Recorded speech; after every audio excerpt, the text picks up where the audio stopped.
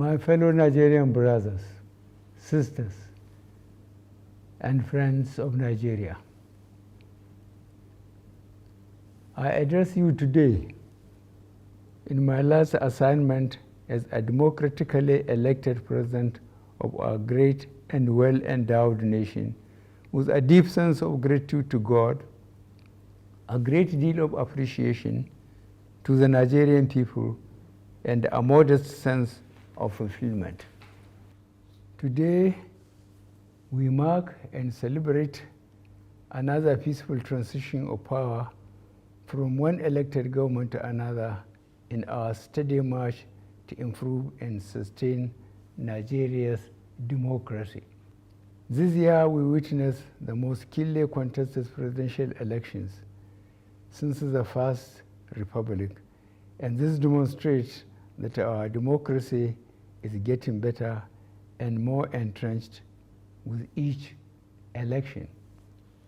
We must, as a nation, improve and sustain gains we made in the electoral process on an incremental basis for Nigeria to take its rightful place among nations. Our democracy provides for, allows, and encourages seeking redress for perceived injustices, enabling some candidates and political parties that do not agree with the results to go to court. Irrespective of the outcome of the various cases, I urge all parties involved to accept the decision of our courts and join hands to build a better Nigeria. I salute the doggedness and resilience of all the presidential candidates and their political parties for believing in our judicial system by taking their grievances with the election results to court. In the course of the campaigns, we had argued and disagreed on how to make Nigeria better, but we never disagreed or had any doubts that Nigeria has to be better. As your president, I call on all of us to bring to bear the strengths of our individualism, the power of our unity, the convictions of our beliefs, to make Nigeria work better and together with one spirit and one purpose. To my brother, friend, and fellow worker in the political terrain for the past 10 years, Asuwaju Bola Ahmed Tinubu, I congratulate you on the realization of your dream, which was propelled by a burning passion to put Nigeria among the leading nations of the world.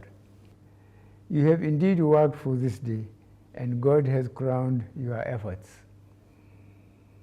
I have no doubt that your passion for excellence, reliance on competence, fairness in relationships, commitment to equity, loyalty to the country, and desire for Nigeria to be globally relevant would come through for you under God's guidance as you lead our country to levels higher than I am leaving.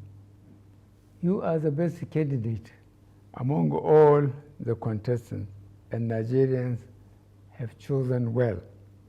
The last 8 years have been an exciting experience in my desire and commitment to see a Nigeria in which public goods and services are available and accessible within a united, peaceful, and secure nation.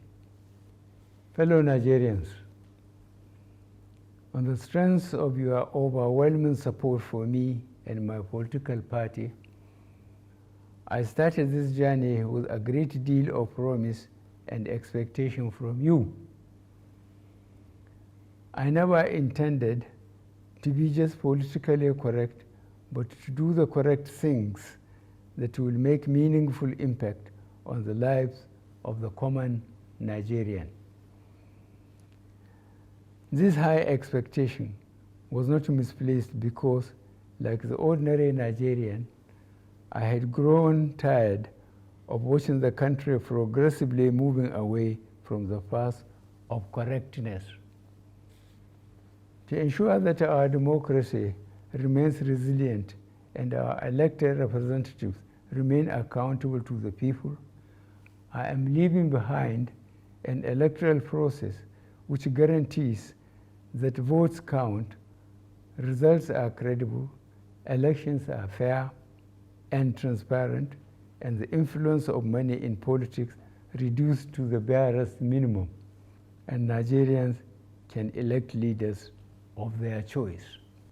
We are already seeing the outcome of this process, as it provided an even playing field where persons without any political godfather or access to money defeated other well-resourced candidates.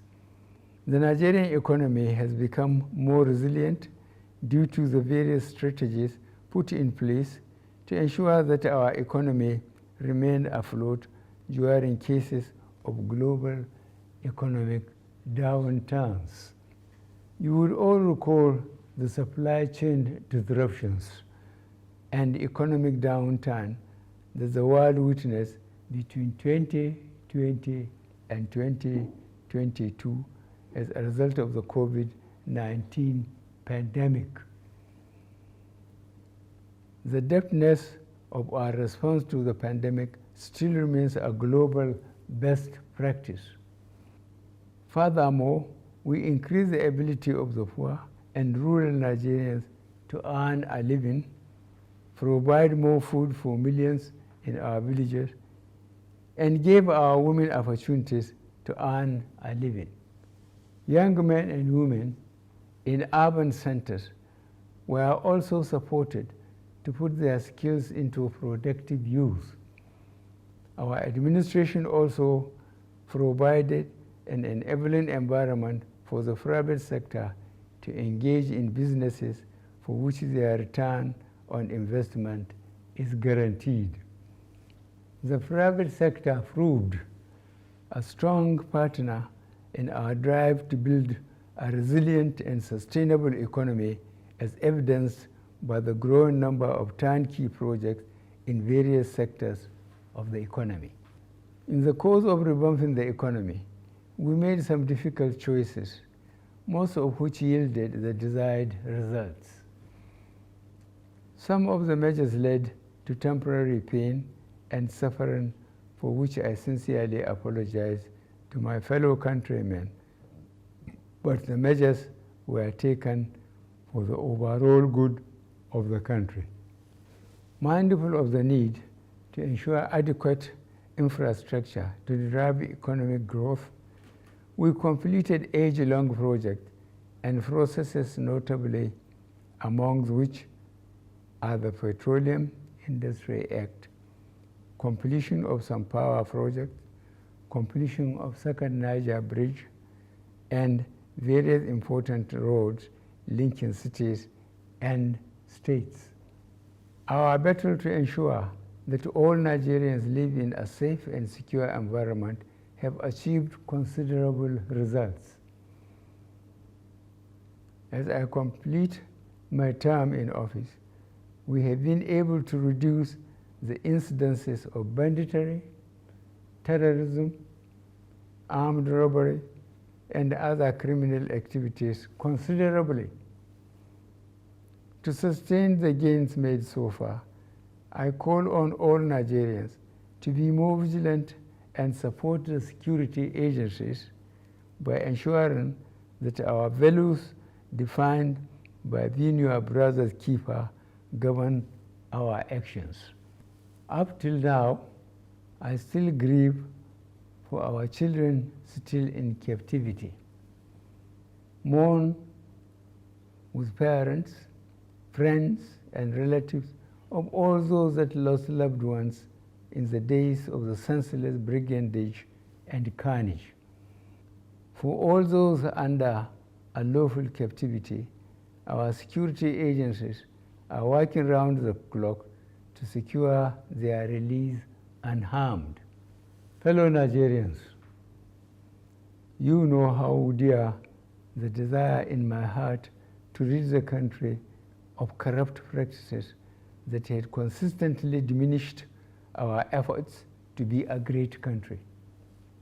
I did pursue this commitment relentlessly, in spite of the expected pushback.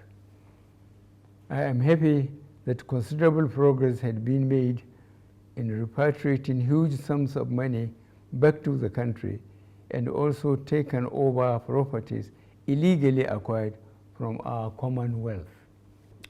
To improve our service delivery, we began the implementation of a number of reforms aimed at producing an efficient, productive, incorruptible, and citizen-oriented federal civil service, and the results are beginning to show. On the international scene, Nigeria's influence continues to grow as exemplified by notable Nigerians occupying headship and leadership positions in renowned global bodies. Our democracy is built on and continues to thrive on the principle of separation of powers. The leadership and members of the National Assembly deserve my appreciation for their patriotism, which did not detract from their roles as a check to the executive arm.